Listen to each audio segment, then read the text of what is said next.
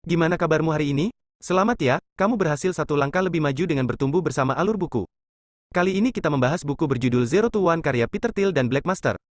Buku ini berbicara tentang bagaimana kamu bisa mencapai progres yang diinginkan di bidang atau bisnis apapun. Kamu nggak bisa melakukan apa yang sudah orang lain lakukan. Skill terpenting yang harus kamu kuasai ialah bagaimana kamu bisa berpikir untuk diri kamu sendiri.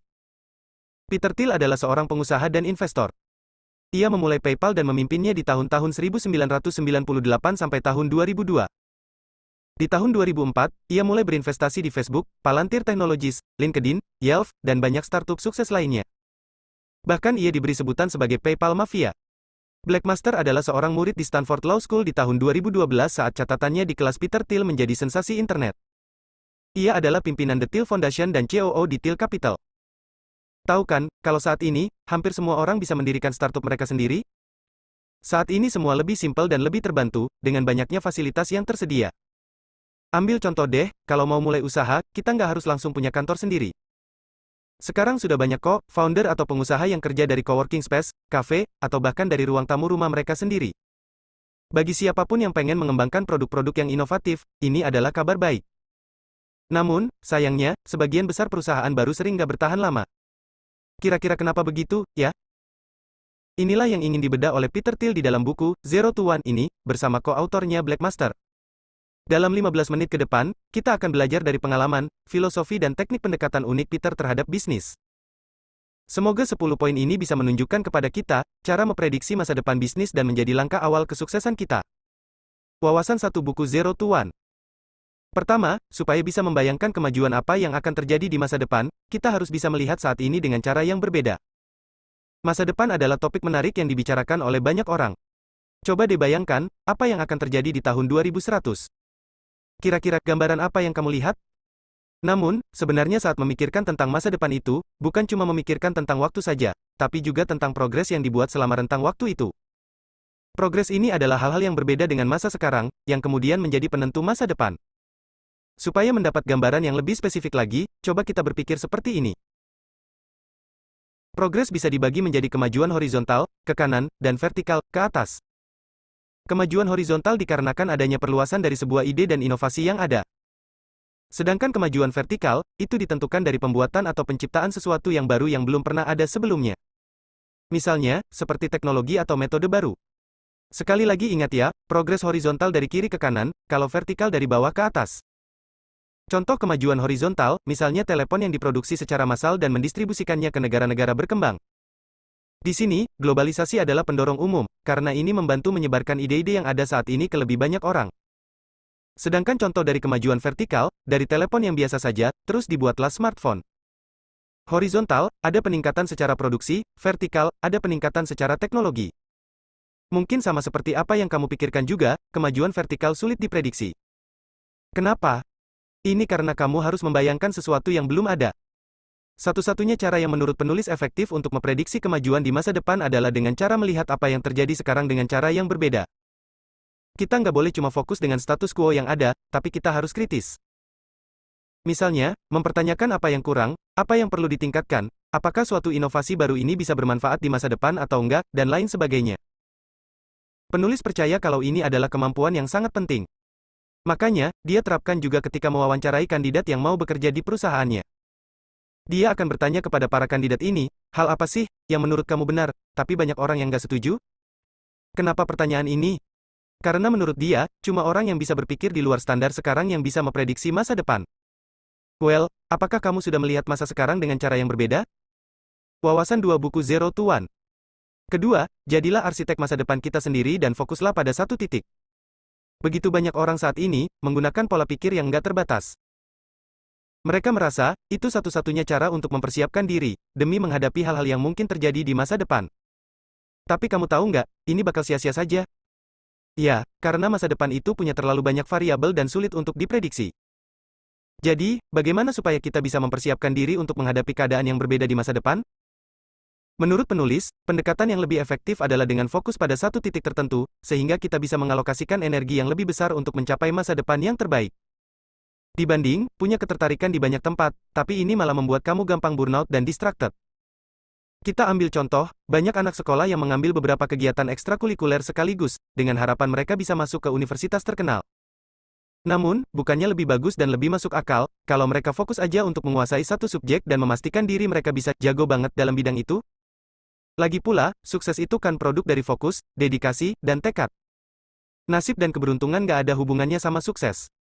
Kalau kita menganggap sukses itu produk dari keberuntungan misalnya, nggak ada orang yang bisa sesukses Steve Jobs, hanya karena dia beruntung. Steve Jobs bisa sukses karena dia mampu mendirikan bisnis yang berdampak, yang dia capai melalui kerja keras dan tekad yang kuat.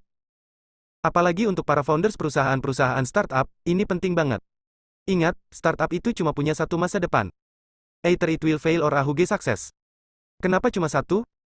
Ya, karena startup cuma akan berhasil dalam kondisi yang sangat spesifik, cuma ada satu market terbaik yang pas untuk produk perusahaan, cuma ada satu momen terbaik untuk meluncurkan itu, dan seterusnya. Makanya, supaya bisa mendapatkan timing yang tepat, kita harus sadar dulu nih, apa sih yang mau kita tuju? Mau kemana kita melangkah?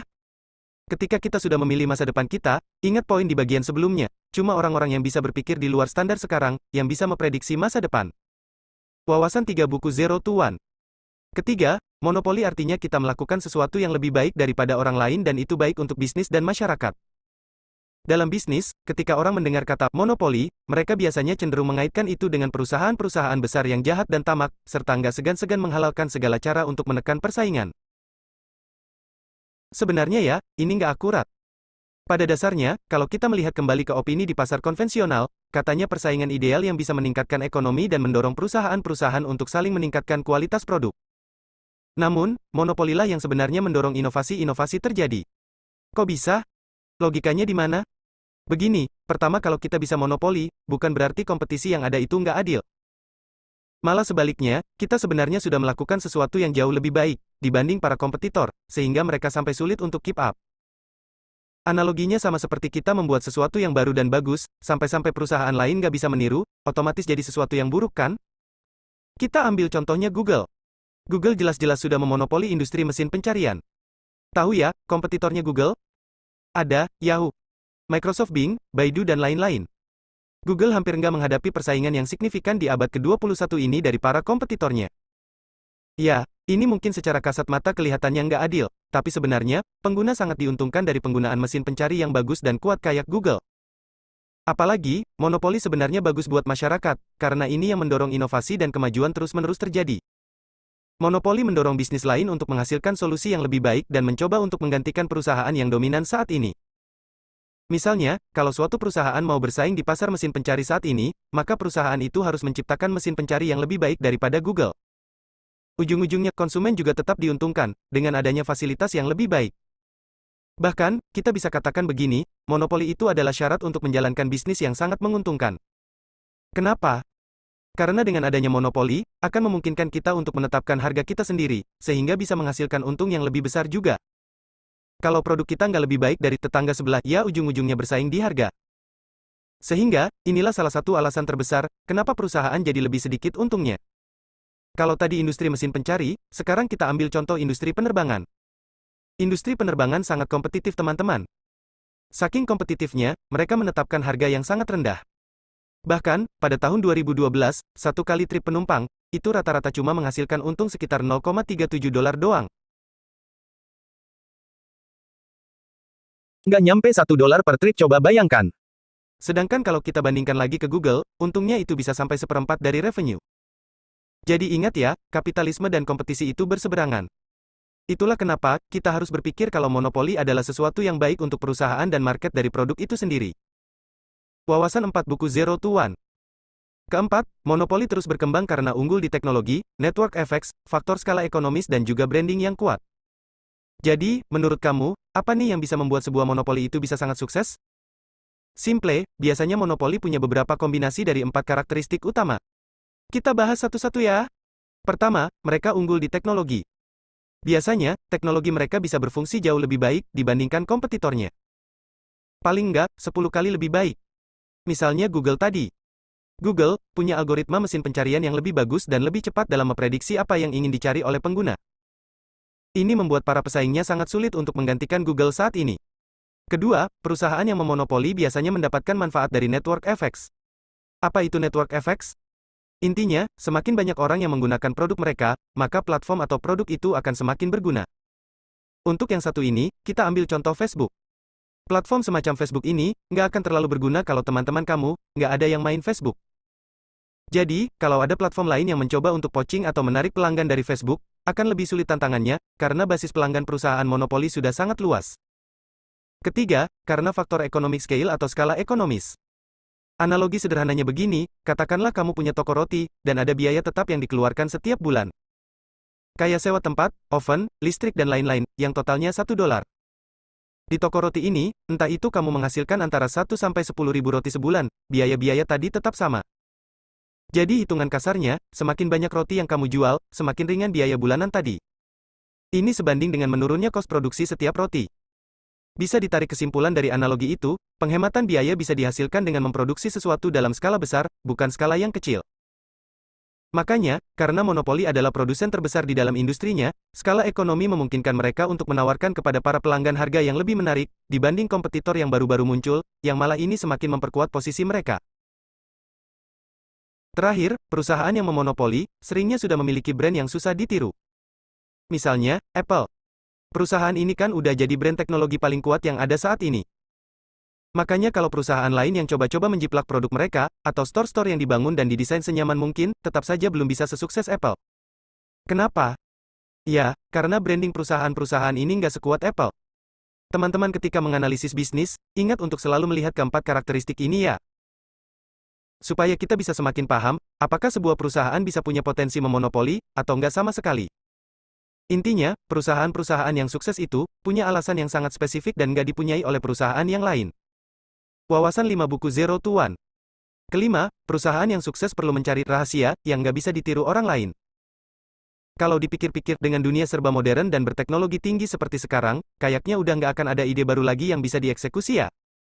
Benar nggak? Well, menurut penulis, itu salah besar teman-teman. Ini adalah kesalahpahaman, yang menjadi alasan kenapa banyak orang nggak akan pernah bisa sukses. Faktanya masih banyak banget rahasia-rahasia di dunia ini, hal-hal yang sebenarnya penting, tapi masih belum banyak orang tahu atau nggak srek sama banyak orang. Kenapa?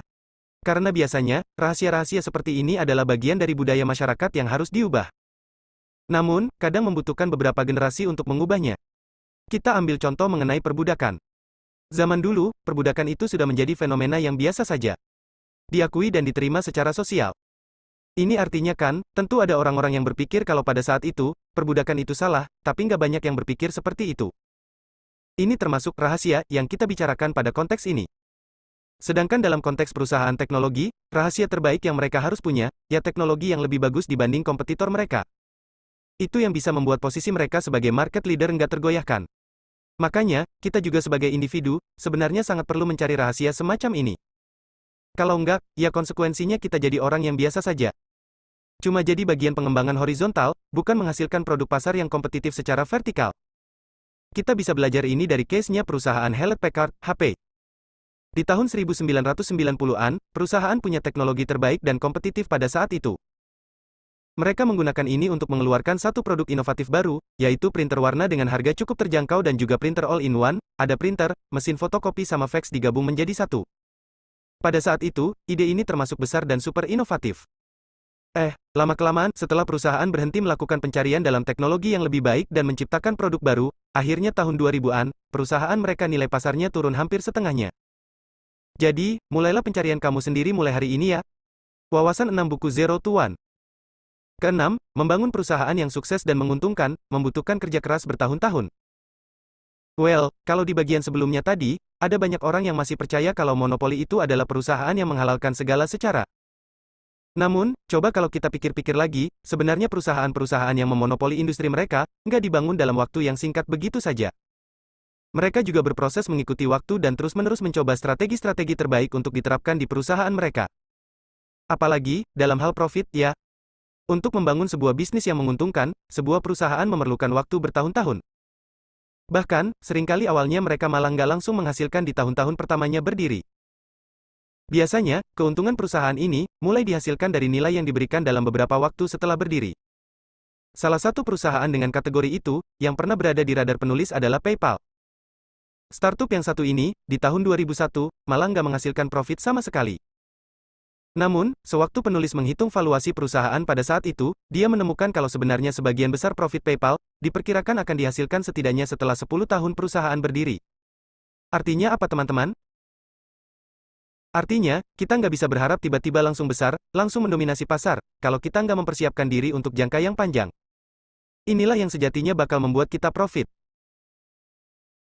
Jadi, bagaimana caranya kita bisa membuat startup kita bisa untung dan memonopoli? Menurut penulis, kita harus memulai dari yang kecil dulu. Baru pelan-pelan coba berkembang sedikit demi sedikit. Kita nggak harus jadi yang terbaik atau paham setiap industri bisnis, cukup di bidang bisnis yang kita geluti aja. Makanya kita perlu sedari awal, untuk menentukan target market yang niche. Ini akan lebih memudahkan kita untuk bertransformasi dan mendominasi. Hanya setelah kita memonopoli di sini, baru kita bisa ekspansi ke target market yang lain atau yang lebih luas. Kalau kamu tahu Amazon, maka kamu harus tahu, kalau Jeff Bezos memang sejak awal punya visi untuk jadi grosir online terbesar di dunia. Namun, dia nggak langsung menggasak semua kategori produk. Dia mulai dari kategori yang kecil, yaitu cuma menjual buku. Setelah Amazon mendominasi pasar buku, barulah mereka berkembang ke kategori lain, seperti CD dan video, terus ke produk yang lain. Jadi, bertentangan sekali ya, dengan apa yang dipikirkan banyak orang. Bahkan, kesuksesan Amazon aja nggak langsung instan. Wawasan 7 buku Zero to One. Ketujuh, 3 pondasi kuat yang dibutuhkan perusahaan, orang dan budaya yang tepat, serta kepentingan pemilik yang seimbang. Nggak terbantahkan lagi, pokoknya setiap perusahaan yang hebat, perlu satu pondasi atau dasar yang kuat dalam jangka panjang. Jadi, in case kamu sekarang sedang membangun bisnis kamu sendiri, bulan-bulan awal atau bahkan tahun-tahun awal, sangat penting untuk mempersiapkan ini dengan matang. Setidaknya menurut penulis, ada 3 pondasi yang sebuah perusahaan harus punya dan bangun sedari awal. Kita bahas satu-satu, ya. Pertama, perusahaan harus memiliki orang yang tepat. Begini, biasanya, startup kan sangat kecil tuh, sehingga setiap individu di dalam tim memegang peran yang cukup penting. Itulah alasan, kenapa sebelum melakukan investasi di suatu perusahaan, penulis nggak cuma menegaskan tentang analisis keterampilan dan visi orang-orang yang terlibat, tapi juga hubungan pribadi di antara mereka. Nggak heran. Ini karena penulis bahkan mengalami sendiri dampak hubungan yang lemah di antara tim. Jadi, sebelum dia ikut mendirikan PayPal bersama Luke Nosek, penulis awalnya sudah pernah berinvestasi di sebuah perusahaan yang co-foundernya Nosek dengan satu orang teman Nosek yang lain. Otomatis, penulis hampir nggak kenal dengan orang ini dong, kepribadiannya seperti apa, skillnya seperti apa dan lain-lain. Nggak usah terkejut kalau pada akhirnya, perbedaan kepribadian mereka ini, membuat usaha itu gulung tikar, bersamaan dengan investasi penulis yang lenyap dan hangus. Pondasi kedua adalah budaya yang tepat. Setiap startup harus menanamkan budaya yang kuat dalam tim mereka, karena itu akan sangat membantu setiap orang untuk bekerja secara efektif bersama-sama. Budaya perusahaan bukan cuma perk yang tersedia dari perusahaan ya, seperti tunjangan dan gaji, atau meja biliar, vending machine, bin bag dan lain-lain. Melainkan, ini lebih ke hubungan yang dimiliki antar setiap orang. Misal, kalau kita ambil contoh PayPal. Budaya di PayPal sangat bagus, karena bisa membuat orang-orang di dalamnya saling merasa dekat dan terhubung. Nggak jarang, setelah dari sana ada yang membuat perusahaan baru bareng-bareng. Pondasi terakhir adalah kita harus memastikan kalau kepentingan setiap pemilik perusahaan itu berimbang.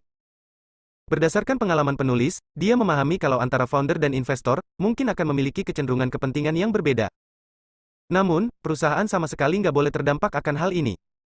Misal, founder ingin perusahaan fokus mengembangkan produk terlebih dulu, sedangkan investor maupun dewan direksi yang lain, pengen supaya cepat untung. Itu kan agak jauh perbedaannya dan ini biasa. Meskipun, sering juga jadi sumber konflik. Makanya, kita harus siap untuk mencari cara penyelesaian konflik yang terbaik sedini mungkin. Wawasan 8 buku Zero to One. Kedelapan, kita memerlukan tim terbaik untuk menjual produk, karena nggak mungkin produk menjual diri sendiri. Ketika pertama kali mendengar kata sales atau marketing, kira-kira kamu kepikiran apa? Banyak orang merasa pekerjaan sales atau marketing itu, seperti door-to-door itu. Mengetok-ngetok pintu dari rumah ke rumah, menawarkan produk. Di zaman sekarang kan, yang seperti itu udah nggak relevan lagi. Itu juga bukan image yang akurat untuk sales dan marketing sebenarnya. Padahal, tahu nggak, di dalam bisnis itu, tenaga penjual seperti mereka sangat penting. Apalagi ketika kita berbicara tentang teknologi. Soalnya, tanpa tenaga penjual yang mumpuni, produk-produk inovatif yang ada, nggak akan kelihatan berharga sama sekali. Mereka menjadi berharga, tergantung bagaimana cara orang menjualnya. Logikanya, nggak akan ada juga produk atau proyek, yang bakal menjual diri sendiri, kalau nggak ada yang menawarkan dan menjualkan produk itu, kan? Makanya, supaya penjualan efektif, perlu pendistribusian yang bagus juga. Di sini kita nggak cuma berbicara tentang strategi pendistribusiannya saja, tapi juga perlu effort gabungan dari orang-orang di dalam tim. Namun, tunggu dulu. Sebelum kita buru-buru memikirkan strategi dan bagaimana cara menyatukan effort tim, pikirkan dulu soal potensi klien, worth it nggak? Seberapa besar yang akan dihasilkan kalau satu orang yang closing, atau satu klien perlu 2-3 orang yang turun? Itu dulu. Hanya dengan cara ini, kita bisa menjabarkan strategi dan juga effort tim dengan lebih akurat. Kita ambil contoh salah satu perusahaan yang didirikan penulis, Palantir. Jadi Palantir ini adalah perusahaan penganalisis data, di mana satu kali closing saja, mereka biasanya bisa menghasilkan revenue beberapa juta dolar. Di case ini, CEO lah yang harus secara pribadi melakukan penjualan. Kenapa? Karena biasanya, klien yang berani spend sebanyak itu, berharap adanya keterlibatan secara langsung dari bagian eksekutif perusahaan, terutama yang menjual. Sedangkan, kalau kita bandingkan dengan bisnis lain, mungkin satu transaksi penjualan mereka cuma menghasilkan beberapa ratus ribu dolar, nggak terlalu worth it dong kalau harus CEO yang turun tangan. Jadi, kita belajar kalau perlu pertimbangan juga, untuk menggunakan waktu CEO yang dibayar mahal secara efisien. Akan tetapi, bukan berarti CEO sudah nggak butuh tenaga penjual lain. CEO juga masih butuh punya tim penjualan yang solid untuk mewakili perusahaan. Setelah itu, baru kita masuk ke memikirkan tentang strategi penjualan. Pada dasarnya, banyak orang nggak suka sama tenaga penjualan, karena kita mengaitkan penjualan dengan manipulasi. Nggak ada yang suka dimanipulasi. Makanya memang, ada teknik-teknik manipulasi yang harus kita hindari. Kalau kamu pernah baca bukunya Mark Twain, yang judulnya, Adventures of Tom Sawyer, ada satu pelajaran yang bisa kita ambil. Jadi, buku mengisahkan Tom Sawyer, yang mana ada satu bagian yang mencontohkan, kalau dia adalah seorang sales yang lumayan jago. Jadi, waktu dia dihukum, disuruh mengecat pagar. Ada teman-temannya yang awalnya meledek dia. Pekerjaannya juga itu nggak langsung selesai karena pagarnya luas. Dia lanjut keesokan harinya. Sebenarnya Tom malas banget mengecat itu, karena dia harus mengecat di bawah panas terik. Lalu, seorang temannya lewat, "Tom, gue mau berenang nih, kamu mau ikut nggak?" "Oh ya, kamu kan nggak bisa, lagi kerja." Terus Tom menjawab, "Ye, siapa yang kerja? Ini bisa kamu bilang kerja, bisa juga nggak. Nggak semua anak bisa mengecat pagar kayak gue ini tahu." Temannya memperhatikan Tom mengecat untuk beberapa saat, dari atas ke bawah, ada yang kurang di sisi kiri dia tambahkan, sisi kanan dia tambahkan, dia sudah seperti pelukis. Lalu, temannya terpancing. Temannya katakan, setelah gue pikir-pikir sini gue yang cat coba." Tom menjawab lagi, "Ogah, nanti tante gue marah kalau catnya kurang bagus." Lalu temannya menyahut, "Gue bakalan hati-hati. Ya sudah, gue kasih kamu apel deh kalau kamu izinkan." Tom berlaga nggak mau kasih, tapi dalam hatinya dia senang gembira. Tom bahkan nggak cuma dapat apel. Dengan teknik yang sama, dia dapat barang-barang lain dari teman-temannya yang lewat. Bahkan sampai pagar itu selesai dicat, dia yang harusnya kerja, cuma santai-santai dan dikasih barang-barang dan mainan. Intinya dari cerita Tom ini, manusia itu pada dasarnya pengen sesuatu yang susah mereka dapatkan. Kira-kira menurut kamu, ada sebanyak apa sih, tenaga sales atau marketing yang sejago Tom? Wawasan 9 buku Zero to One. Kesembilan, tanpa 7 aspek ini, telah terbukti kalau perusahaan-perusahaan yang mengusung teknologi terbarukan akan gagal. Jadi antara tahun 2005 sampai dengan 2009, di Silicon Valley itu terjadi proses investasi besar-besaran. Banyak startup yang bermunculan dan juga para investor seperti berlomba-lomba untuk berinvestasi di ide-ide mereka. Pada saat itu, industri yang paling hype adalah tentang teknologi terbarukan atau clean tech. Teknologi terbarukan umumnya termasuk produk atau layanan, yang mengangkat isu penggunaan sumber daya alam berkelanjutan dan penggunaan sumber energi terbarukan juga. Ada ribuan perusahaan yang memulai di bidang yang sama, dengan lebih dari 50 miliar dolar total dana investasi yang ada. Namun, nggak banyak yang bisa bertahan. Begitu pula dengan uang investor tadi, sebagian besar nggak kembali. Menurut penulis, perusahaan-perusahaan ini gagal, karena nggak memahami 7 aspek ini. Pertama aspek, engineering. Kira-kira bisa nggak perusahaan kamu membuat sebuah teknologi yang benar-benar baru dan impactful? Menurut penulis, perusahaan-perusahaan clean tech ini harusnya mengerti, kalau mereka ingin masuk ke dalam industri ini, paling nggak mereka harus punya teknologi yang 10x lebih hebat dari kompetitornya. Bukan cuma beda-beda tipis aja. Lalu, kita masuk ke aspek kedua, mengenai timing. Kira-kira, apakah ini adalah waktu yang tepat untuk memulai bisnis itu? Beberapa perusahaan clean tech ini percaya, kalau industri sedang di puncak periode kemajuan yang cepat. Contohnya kayak teknologi panel surya. Sehingga mereka berpikir, mereka harus buru-buru untuk jadi lebih maju, supaya bisa memanfaatkan momentum untuk terus berkembang. Padahal, teknologi terbarukan juga berkembangnya secara perlahan dan masih belum di puncak sama sekali. Ini seperti analogi sprint versus maraton jadinya. Aspek ketiga, tentang monopoli. Kira-kira target market kamu, langsung mau tembak yang besar atau mulai dari yang kecil dulu? Industri teknologi terbarukan adalah bagian dari industri energi bernilai triliunan dolar.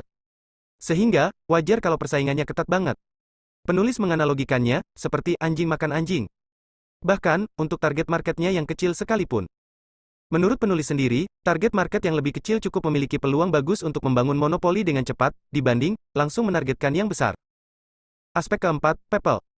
Kira-kira tim kamu sanggup nggak untuk mengeksekusi kesempatan yang ada? Kebanyakan perusahaan-perusahaan terbarukan didirikan oleh orang-orang non-teknis.